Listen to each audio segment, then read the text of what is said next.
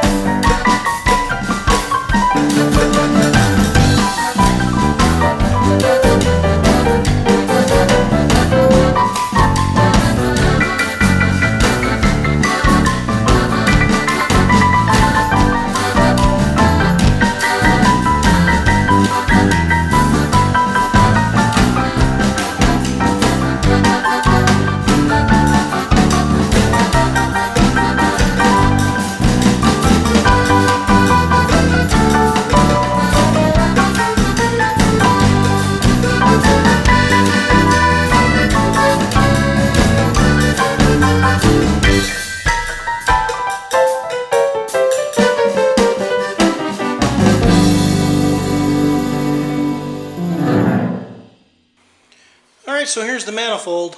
You can see that it's really discolored. The paint, looks like the paint really burnt off. The spots here that did not get hot, you can see how it stayed. And that's how I originally painted it.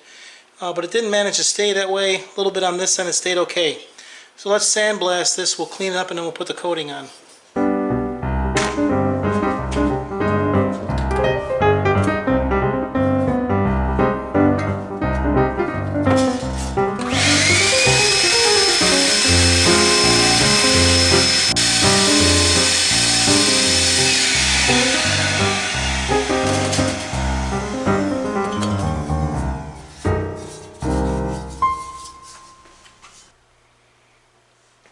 Now I have all my parts clean, sandblasted. I'm also going to be doing the heat riser that goes between the manifold and the exhaust pipe. Now you hear me say every time, follow the manufacturer's recommendations, and Eastwood recommends or says to mix this, do not stir it, or do not shake it. So I'm just going to mix it up, and there's nothing really stuck on the bottom. I'm just using my universal tool here, the universal screwdriver, paint mixer, chisel, pry bar, and whatever else you use it for.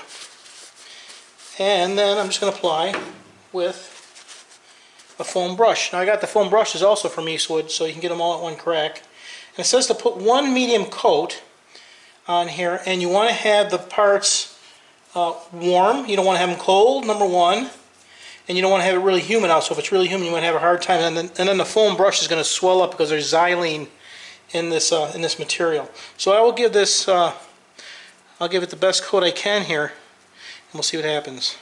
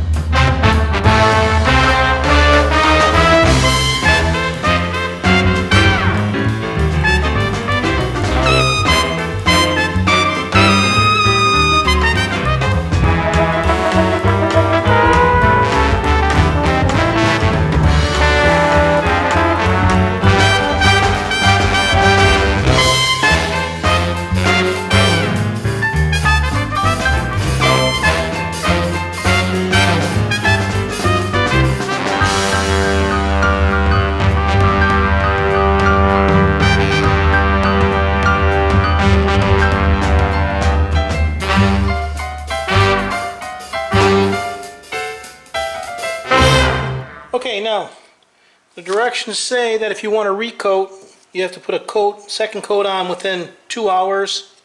Otherwise, I'm going to let this sit for 24 hours and let it dry. Alright, I let the paint dry for 24 hours, and they look really nice. They're going to look nice inside the engine compartment. The color I used, incidentally, is factory gray, if you're looking to do the same thing. So let's put them in, start it up, and let it cure.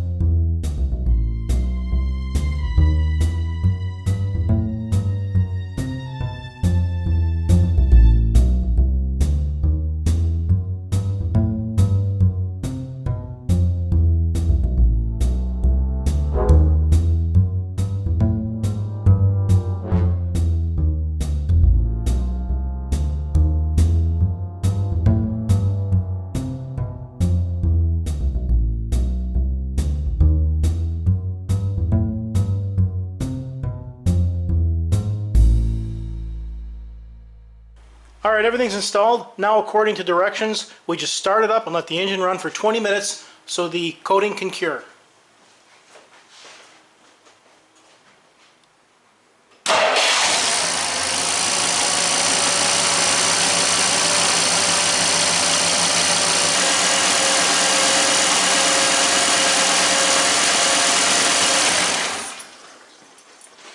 Alright, 20 minutes is up. Obviously, when you do this, you want to do it in a well-ventilated area so you don't breathe any carbon monoxide. So, let's take a look. Now, while it was running, no fumes were given off, so it didn't smoke, it didn't do anything like that, and it still looks really nice. So, I'm guessing this is going to work for a long time. Very nice coating, I like it. Now that was a neat little project. The coating went on very nice, and after running the engine for 20 minutes, it looks fantastic. I'd like to thank Matt from Eastwood for sending me the coating. Thank you very much, Matt, and thanks for stopping by Pete's Garage.